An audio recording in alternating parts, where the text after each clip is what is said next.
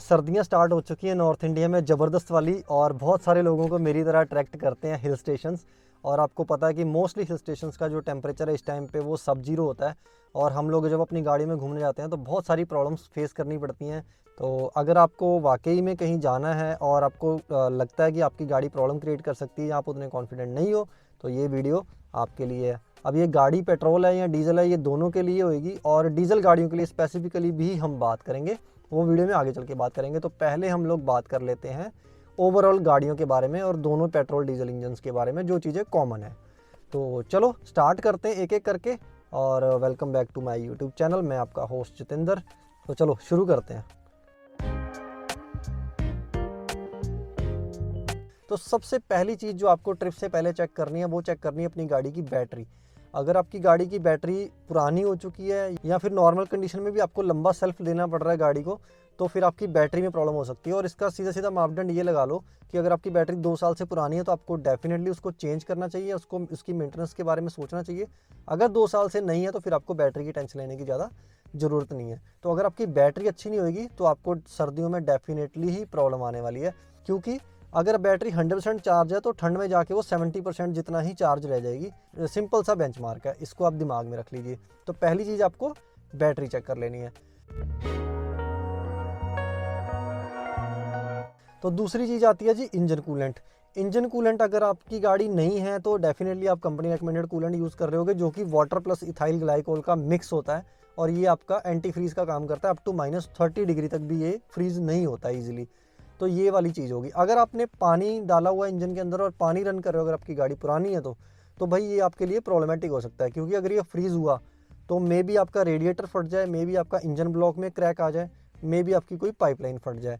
और अगर ये सब नहीं होता और आपकी गाड़ी स्टार्ट हो भी जाती है तो उसके बाद भी अगर हमारा जो कूलिंग सिस्टम है गाड़ी का, पूरा जो वाटर जैकेट्स, अगर उसमें ब्लॉकेज है और वो पंप आपका पानी सर्कुलेट नहीं कर पा रहा, तो आपका इंजन थोड़ी देर बाद ही ओवरहीट भी हो सकता है। तो ये पॉइंट बहुत ध्यान रखने वाला है। तो ये हो गया दूसरा पॉइंट हमारा।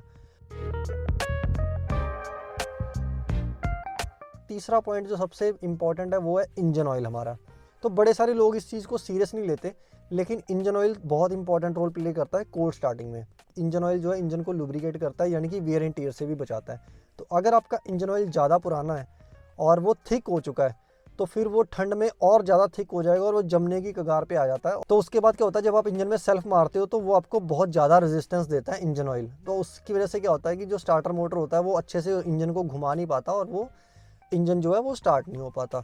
तो अगर आपकी गाड़ी की सर्विस होने वाली है तो आपको सर्दियों में पहाड़ों पे जाने से पहले आपकी गाड़ी की सर्विस ज़रूर करवा लेनी है याद से। और अगर आपने जस्ट अभी करवाई है देन इट्स ओके। तो ये हो गया जी हमारा तीसरा पॉइंट। चौथा पॉइंट जो है वो है वॉशर फ्लूइड से रिलेटेड। इससे आपको प्रॉब्लम कुछ नहीं आएगी, क्योंकि ये ऑल टुगेदर एक डिफरेंट सिस्टम होता है, इसका गाड़ी के चलने से कोई लेना देना नहीं है। लेकिन अगर आपको वॉशर फ्लूइड की जरूरत पड़ी तो फिर वो आपके लिए अवेलेबल नहीं होगा। अगर आपने सिंपल पानी डाल रखा है तो वो बहुत जल्दी जम जाएगा, वो आपके किसी काम नहीं आने वाला। तो एटलीस्ट उसमें कोई वो वॉशर पाउच डालिए, मिक्स करिए, ताकि वो इतनी जल्दी जमे ना। और अगर वो जम गया तो मे बी आपकी कोई छोटी मोटी पाइप बस्ट हो जाए या वो पंप चले ना, तो इससे कोई खास फर्क नहीं पड़ने वाला।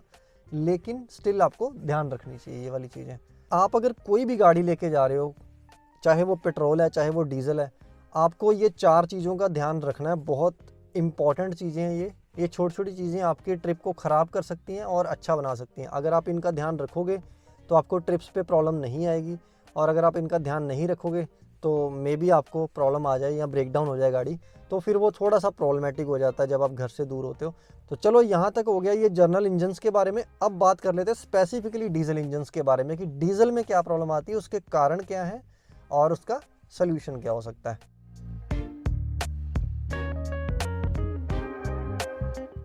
गाड़ी की हालत ये यार बहुत बुरी हो रखी है। ये जब से मैं स्पीति से आया हूँ उसके बाद मैंने अभी तक गाड़ी वॉश करवाई ही नहीं है। बाहर थोड़ी सी हवा चल रही है, अगर आपको विंड नॉइस आए तो थोड़ा सा आप इसको इग्नोर कर सकते हो। तो यार डीजल इंजन में जो सबसे बड़ी प्रॉब्लम है ना, डीजल में और पेट्रोल में जो डिफरेंस है वही सबसे बड़ी प्रॉब्लम है। एक्चुअली पेट्रोल इंजन में जो इग्निशन टाइप है वो होता है स्पार्क प्लग, और जो डीजल इंजन में इग्निशन टाइप है, diesel engines basically are the compression engines. तो इसमें होता क्या है कि हवा कंप्रेस होती है और उसका टेम्परेचर बहुत ज़्यादा राइज़ हो जाता है, और उसके बाद उसमें स्प्रे किया जाता है डीजल फ्यूल को, जो कि उतने टेम्परेचर पे फटाक से जल जाता है, और ये होती है ब्लास्टिंग टाइप। तो ये जो कंप्रेशन टाइप इंजन है, अभी ये सब कुछ ठीक है नॉर्मल कंडीशन में, लेकिन जैसे ही टेम्परेचर एक्सट्रीम जाता है उस केस में क्या होता है कि इंजन ब्लॉक इतना ज़्यादा ठंडा होता है, फिर जो हवा अंदर जा रही है सिलेंडर्स के वो बहुत ज़्यादा ठंडी होती है। तो वो जब इंजन उसको कंप्रेस करता है तो उसका जो टेम्परेचर है वो उस लेवल तक पहुंच ही नहीं पाता है कि उसमें डीजल फ्यूल बर्न कर पाए। तो डीजल इंजन्स में मोटा मोटी दो तरीके की प्रॉब्लम्स आती हैं। एक आती है डीजल की वजह से, और दूसरी आती है इटसेल्फ डीजल इंजन के डिज़ाइन की वजह से। तो पहले डीजल के बारे में बात कर लेते हैं। तो जो डीजल फ्यूल है उसका जो फ्रीजिंग टेम्परेचर है वो -7 -8 डिग्री है, और 0 डिग्री से नीचे ये जेल होना शुरू हो जाता है। इसके अंदर जो वैक्स होती है वो जमना शुरू हो जाती है, जिसकी वजह से ये फ्लो नहीं कर पाता अच्छे से। कुछ और टेम्परेचर नीचे गया जैसे -7 -8, तो ये बहुत ज़्यादा थिक हो जाता है, उसके बाद ये फ्लो नहीं कर पाता सिस्टम में। तो ये प्रॉब्लम जो है इसका सोल्यूशन आप कर सकते हो, आपको एंटी फ्रीज डालना चाहिए डीजल के लिए। और ये डीजल जो एंटी जेल है इसका मैं लिंक ऊपर दे रहा हूँ, मैंने ऑलरेडी वीडियो बनाई है डीजल एंटी जेल के ऊपर, ये काफ़ी अच्छे से काम कर पाता है। अब बात कर लेते हैं दूसरी प्रॉब्लम के बारे में। तो एक्चुअली क्या होता है, जब हम एक्सट्रीम विंटर्स में होते हैं तो हमारा इंजन इटसेल्फ बहुत ज़्यादा ठंडा है, और उसके बाद जो उसमें हवा आ रही है वो बहुत ज़्यादा ठंडी है। तो कंप्रेशन स्ट्रोक में वो हवा का जो टेम्परेचर है वो उतना ज़्यादा राइज ही नहीं हो पाता कि उसके अंदर हम डीजल डालें और वो बर्न हो जाए। अब बात करते हैं कि मार्केट में क्या सोल्यूशंस अवेलेबल है और इंडिया में क्या सोल्यूशंस अवेलेबल है, और क्या हम कर सकते हैं जिसमें कोई खर्चा नहीं होगा, कुछ एक्स्ट्रा हमें करना नहीं है। तो पहले बात करता हूँ कि इंटरनेशनली क्या क्या स्टैंडर्डाइज चीज़ें हैं जो मतलब डीजल इंजन को सपोर्ट करने के लिए बनी है विंटर कंडीशन में। तो सबसे मेन चीज़ और सबसे पॉपुलर जो है वो है ग्लो प्लग्स, जो कि इंडिया में आपको हर इंजन में अब मिल जाएंगे ग्लो प्लग्स।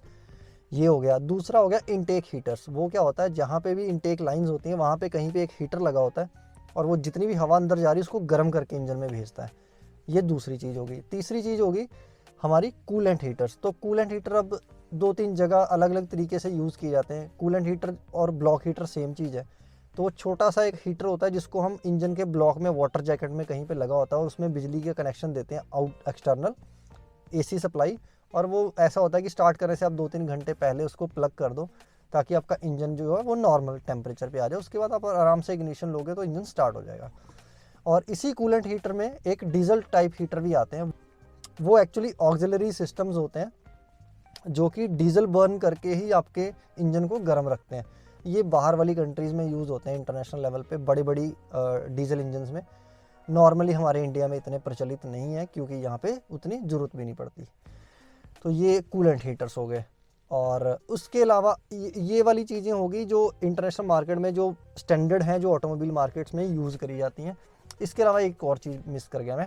एक और चीज़ है, चौथी चीज़, जो कि स्टार्टर फ्लूइड्स होते हैं। ये बेसिकली क्या होते हैं, ईथर शॉट्स होते हैं जो कि आप स्प्रे करते हो इनटेक मनीफोल्ड में। जैसे ही आप क्रैंक करते हो आपको स्प्रे करनी है इनटेक में ताकि वो अंदर जाके जल्दी जल जाए। ये बेसिकली एक प्रीमेच्योर इग्निशन तैयार करते हैं डीजल जलने के लिए, ताकि इंजन उसके बिहाफ पे स्टार्ट हो जाए, क्योंकि डीजल तो आपका बर्न नहीं हो रहा उस टाइम पे। तो ये चौथा सिस्टम हो गया।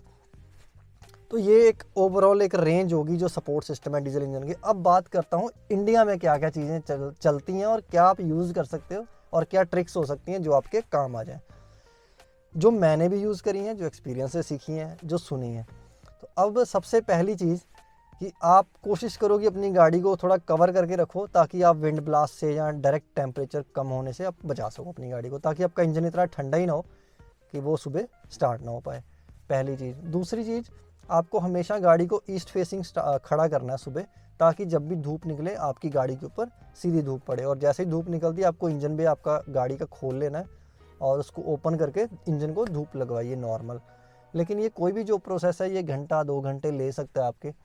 अब लोकल लोग जो वहाँ पे यूज़ करते हैं वो यूज़ करते हैं वाइट, एक थिक प्लास्टिक की शीट, वाइट मतलब ट्रांसपेरेंट, वो इंजन के ऊपर डाल दीजिए। उससे क्या होगा, डायरेक्ट हवा आपके इंजन को लगेगी नहीं, और जो धूप लग रही है वो एक ग्रीन हाउस इफेक्ट क्रिएट करेगी। वो जो वाइट प्लास्टिक होगी ट्रांसपेरेंट, उससे क्या आपकी जो हीटिंग प्रोसेस है वो तेज़ हो जाएगा थोड़ा सा। ये दूसरी चीज़ हो गई। तीसरी चीज़ है, अगर आपकी गाड़ी में ब्लॉक हीटर्स हैं या कूलेंट हीटर्स हैं तो आप उसको बिजली से प्लग करके काम चला सकते हो। ये तीसरी चीज़ होगी। चौथी चीज़, जो पुराने टाइम पे भी लोग यूज़ करते थे इंजन के नीचे कोयले या आग जला के, लेकिन वो बहुत ही ज़्यादा स्लो प्रोसेस है क्योंकि इंजन बहुत बड़ा होता है और वो नीचे से ऊपर तक गर्मी आते आते बहुत ज़्यादा टाइम लग जाता है। तो वो भी एक प्रोसेस होता है जिसके थ्रू आप अपनी इंजन को हीट कर सकते हो। और जो लोकल लोग वहाँ पे यूज़ करते हैं वो यूज़ करते हैं पेट्रोल। तो वो काम कैसे करता है एक्चुअली, पेट्रोल जो मैंने आपको स्टार्टर फ्लूइड बताया था स्टार्टिंग में, तो वो स्टार्टर फ्लूइड जो होता है उसकी जगह पे हम पेट्रोल यूज़ करते हैं। पेट्रोल का कोई भी एक कपड़े में थोड़ा सा उसको डिप करके और इनटेक के सामने उसको रखिए और सेल्फ मारोगे तो वो फ्यूम्स जो होते हैं पेट्रोल के वो अंदर चले जाते हैं इंजन के और वो बर्न हो जाते हैं डीजल से पहले। ये मतलब ओवरऑल रिकमेंडेड वाला प्रोसेस नहीं है, बट आप कभी कभार जा रहे हो तो ये भी आपके काम आ सकता है। तो कोशिश करो थोड़ा सा पेट्रोल कैरी करने की, अगर आप खुद नहीं कर पाओगे तो कोई लोकल आपकी हेल्प कर देगा मे बी। तो ये चीज़ होगी। अब एक लास्ट सोल्यूशन ये भी है कि आप बॉइलिंग वाटर लो और उसको धीरे धीरे इंजन के ऊपर पोर करते जाओ ताकि आपके इंजन का टेम्परेचर धीरे धीरे राइज़ हो और फिर वो आप उसको स्टार्ट करो तो वो स्टार्ट हो जाए। और ये चीज़ तो मैंने बहुत ज़्यादा यूज़ करी है क्योंकि मेरी गाड़ी बिल्कुल नहीं स्टार्ट होती सर्दियों में जाके। अब पता नहीं इसकी इंजन की कॉन्फ़िगरेशन ऐसी है या कोई फॉल्ट है गाड़ी में, आई डोंट नो। पहली बार जब मुझे प्रॉब्लम आई थी तब ग्लो प्लग्स काम नहीं कर रहे थे, लेकिन मैंने ग्लो प्लग भी चेंज कराया, उसके बाद भी काफ़ी हद तक प्रॉब्लम रहती है गाड़ी में। तो बॉइलिंग वाटर आपको ये बेसिकली रिकमेंडेड नहीं है क्योंकि ये it's a kind of thermal shock situation for engine. आप एकदम ठंडे इंजन के ऊपर एकदम उबलता हुआ पानी डालो, लेकिन कोशिश करो कि आप आराम से उसको पोर करो ताकि ज़्यादा टाइम लगे और धीरे धीरे इंजन का टेम्परेचर राइज़ हो जाए। ये इसको लास्ट पे रखो। अगर आपकी गाड़ी बिल्कुल ही स्टार्ट नहीं हो रही, कुछ करने को नहीं दे रही है, तो देन आप गर्म पानी उसके ऊपर डालो धीरे धीरे। डालना आपको कहाँ पे है, हेड के ऊपर डालना है, जहाँ पे इनटेक मैनिफोल्ड है वहाँ पे आपको पानी डालना है। बस यही सब है, यही सब तरीके हैं जो यूज़ किए जाते हैं गाड़ियाँ स्टार्ट करने के लिए। इसके अलावा एक और भी तरीका है बट वो पता नहीं कोई करेगा या नहीं करेगा, आई डोंट नो। तो वो हीट गन या हीट टॉर्च जो होती है उसको लेके आपको इनटेक में थोड़ा उसको गर्म करना है इनटेक को, और उसके बाद आप सेल्फ मारोगे नॉर्मली स्टार्ट हो जाएगी गाड़ी। और ये पता नहीं, अभी मैंने करी नहीं है ये वाली चीज़ें, अभी करेंगे धीरे धीरे ट्राई, उसके बाद मैं आपको श्योर शॉट बता पाऊँगा कि एक्चुअली में ये कितना काम करती है और कर पाती है कि नहीं कर पाती है। तो ये सब चीज़ें और प्रैक्टिकल देखना अगर आपको, तो आप मेरे चैनल को सब्सक्राइब कर लीजिए क्योंकि मैं बहुत सारे एक्सपेरिमेंट्स करता रहता हूँ, देखता रहता हूँ। और अभी तक जो मुझे श्योर शॉट सोल्यूशन मिला है वो सिर्फ गर्म पानी वाला ही मिला है, पता नहीं, लेकिन मेरे लिए वो चीज़ वर्क करती है। अगर आप लोगों के लिए कर पाई तो भाई वेल एंड गुड है। और उसके अलावा जो मुझे लगता है आपको पेट्रोल ज़रूर कैरी कर लेना चाहिए थोड़ा सा, शायद आपकी वो हेल्प कर पाए किसी ना किसी तरीके से। और सेम एक चीज़ और है, हमें जंपर केबल भी कैरी करनी चाहिए अगर in case of battery drainage, अगर बैटरी ड्रेन हो जाती ताकि आपकी कोई हेल्प कर पाए तो आपको जंपर केबल्स भी कैरी करनी है ताकि आप बैटरी को जंप करके जंप स्टार्ट कर पाओ गाड़ी को। तो चलो ये कुछ इन्फॉर्मेशन थी जो मुझे आप लोगों से शेयर करनी थी यार, कुछ रिसर्च, कुछ R&D। अभी मैं भी ट्राई कर रहा हूँ बहुत सारी चीज़ें, लेकिन अभी हो नहीं पा रही हैं एक्चुअली में। एक तो अवेलेबिलिटी नहीं है इंडिया में यहाँ पे, दूसरी बात मेरी जो गाड़ी का इंजन भी है ना वो बिल्कुल ही भरा पड़ा है, तो मैं उसमें कुछ भी इंस्टॉल नहीं कर पा रहा हूँ। तो मैं एक्चुअली प्लान कर रहा था इंजन कूलेंट हीटर जो होते हैं डीजल हीटर्स, वैसा कुछ ऑक्सिलरी सिस्टम इंस्टॉल करने की, बट मुझे लग रहा है हो नहीं पाएगा, वो देखते हैं क्या होता है। अभी मैं जल्दी एक ट्रिप भी मारूंगा स्नो में, तो होपफुली आपको ये इन्फॉर्मेशन अच्छी लगी होगी। और अगर आप ये पॉइंट्स ध्यान में रखोगे तो डेफिनेटली आपका ट्रिप बहुत मज़ेदार जाने वाला है। और सर्दियों में पहाड़ों पे स्नोफॉल का मज़ा ही कुछ और है यार। पता नहीं, मेरे को तो पहाड़ों से इतना ज़्यादा प्यार है कि मैं आपको बता नहीं सकता। मतलब मैं कहीं और चले जाऊँ लेकिन जो पहाड़ों में मज़ा आता है ना वो पहाड़ों पे आता है। ऑल्दो हम लोग बहुत जगह घूमने वाले हैं, बहुत प्लान है आने वाले टाइम में, आने वाले 1 साल में हम लोग बहुत सारी चीज़ें करने वाले हैं। तो वो सब कुछ देखने के लिए आपको चैनल को सब्सक्राइब कर लेना है, नोटिफिकेशन बेल दबा लेना है ताकि आपसे कोई वीडियो मिस ना हो जाए।